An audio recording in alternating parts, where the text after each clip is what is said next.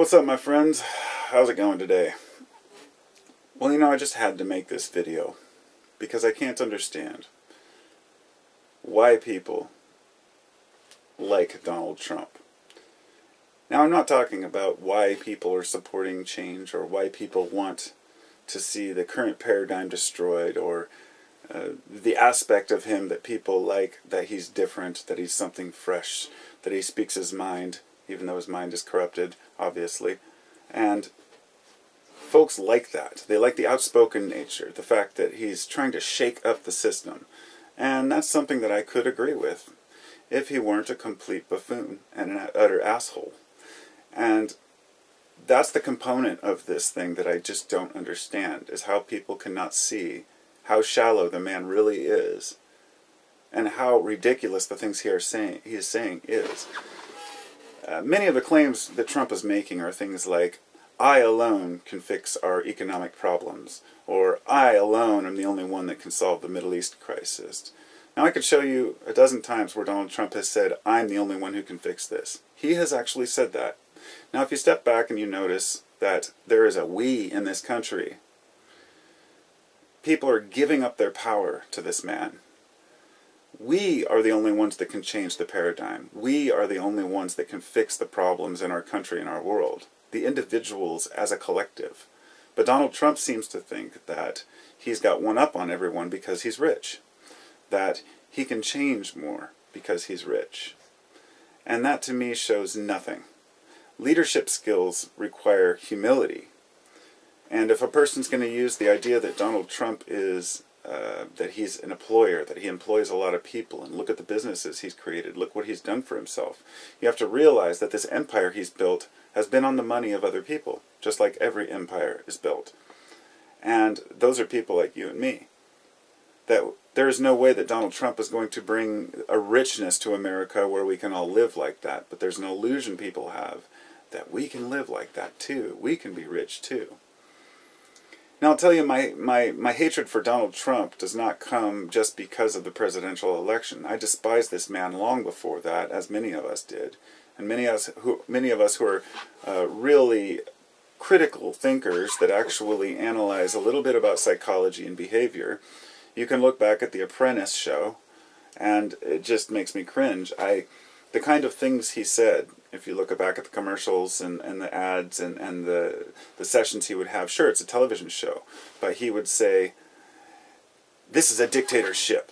That was something he would say that was part of his show. This is a dictatorship and I'm the dictator. He said that. Those are his words. Now, of course, this is just for a television show. And I'm making this point because a person would say, well, that's just a show. He was just putting on an act.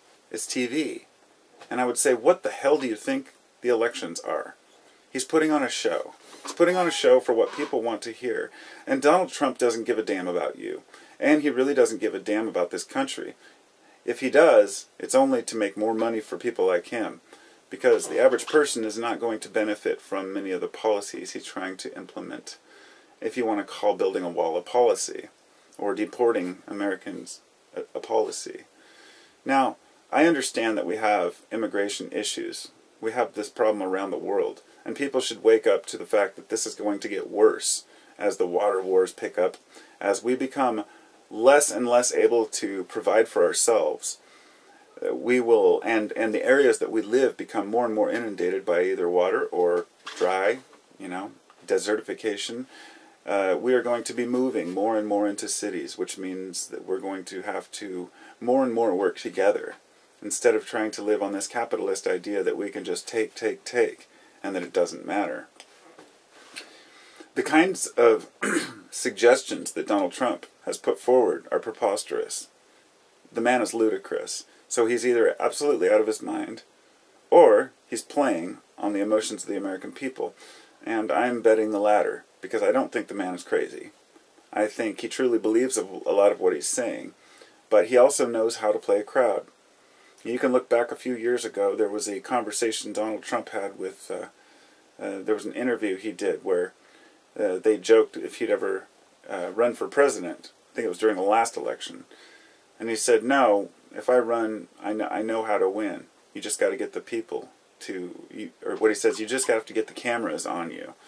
and the rest follows suit. He's received billions of dollars in free advertising because people want to talk about the crazy Trump. And meanwhile, we have an entire segment of the population who completely supports this man. To me, that's not surprising, but rather than say that the people are stupid or arrogant or dumb, which I know isn't true. I know there are a lot of Trump supporters who are very intelligent, capable people, and perhaps it's easy to say Trump supporters are dumbasses, but I don't really believe that. I do believe that they're misdirected and misguided and easily swayed by language. He's using the ethos, pathos, and logos against the people. Ethos, pathos, logos. Ethos is who you are. He's Donald Trump. He has a name. People know him. They like that association with something they understand and remember and know. Trump, I know the name. Pathos is the method to which you convey your message, and that is the second part of the Aristotelian, argument there, where you have or the idea of convincing people, or the art of persuasion, is to make sure that the method you convey your message is one that gets people riled up and emotional. And that's exactly what Trump's doing. He's playing on emotions. And then there's the third one, which is the logos. The logos being one of the probably the most important part of the entire conversation. Most important part of the argument there is, what is the subject that you're talking about? And the kinds of things that he's talking about are himself. He's the only one that can fix the problems. He's the only one that can cure our issues. I have opted out of this entire election cycle as far as paying attention to what the people are saying, what's going on in the media. I'm not going to get riled up or obsess about what Trump said, because honestly, I don't support Hillary any more than I support Trump. I think that Hillary is a complete bag of shit, and I would not like to have her as president. Unfortunately, at this point in time, it's really difficult to make a decision between the lesser of the two evils.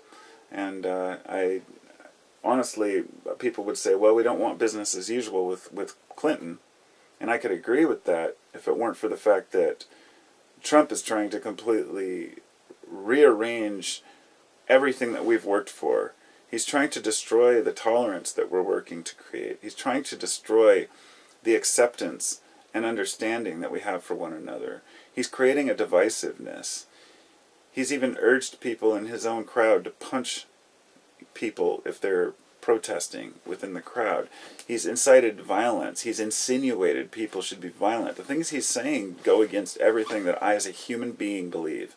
Let's set aside national borders, forget nationalism, forget racism, forget sexism, and just set it aside as we're all individual consciousnesses. What does this consciousness have to offer me? And Trump has offered nothing. Absolutely nothing. What he's doing is he's making up numbers and he's creating false truths in order to make himself sound more important. And what I've learned, that's a really important thing about this cycle, and I'll tell you, if you don't watch John Oliver, the latest one that he did was really good. He was talking, he showed an interview with Newt Gingrich by somebody, and he says, well, the American people don't feel safe. And the interviewer says, they feel like there's more danger and there's more crime in this country. And the lady says, well, here are the statistics and the facts and figures. Actually, crime has decreased since Obama took office. Not saying that it was Obama that did it, but Gingrich was insinuating it was Obama's fault that it happened. She's saying crime is at an all-time low, violence is at an all-time low within this country, and the amount of people on welfare and food stamps has decreased dramatically over the last 10 years. And he says, well, people don't feel that way. And she says, it has nothing to do with how you feel. These are facts. And he says, yeah, well, my feelings are facts too. So, the continuation of that is feelings. I feel something is true, therefore it's true. Feelings equals facts. Therefore, if a person tells you something that they feel, they put it forward as a fact. And this is what Trump's been doing the entire time. He's making up numbers. He's creating fake realities that people are buying into because they believe that since the man is running for president, he must know what's going on. The fact is, he will say anything. And he refuses to back down over even the dumbest things that he's said because he's so arrogant and he has such an issue with admitting that he's wrong that he's like a grade schooler. And I don't understand it, but I'm starting to see the division among people and how it's being played by a man like Trump. And it's just a sad state of affairs, and I really hope to see him fail, because I'd like to see the look on his face when he doesn't make it. I don't want that man running this country. At least if Clinton's in office, then in 4 more years we can vote somebody else in and change the paradigm again, or at least try. And I understand that the voting system's rigged. I understand that everything is set up. Trump said something the other day. He said if we lose Pennsylvania, then the people need to speak up because it means that Clinton corruptedly stole the election. The only problem with that comment is that in the last several elections, Pennsylvania has always voted the other way. So the likelihood of them voting for Trump over Clinton is very slim. Pennsylvania will probably vote for Clinton. However, he's setting out this idea that if that happens, then it's corruption and that they rigged the polls. He actually said this. And, you know, he's making shit up. The man is a nuisance. The man is a dirtbag. And I don't think that having money makes a person any more capable of leading people. That's the way I see it. So, fuck Trump. That's how I feel. And hope you all have a great day.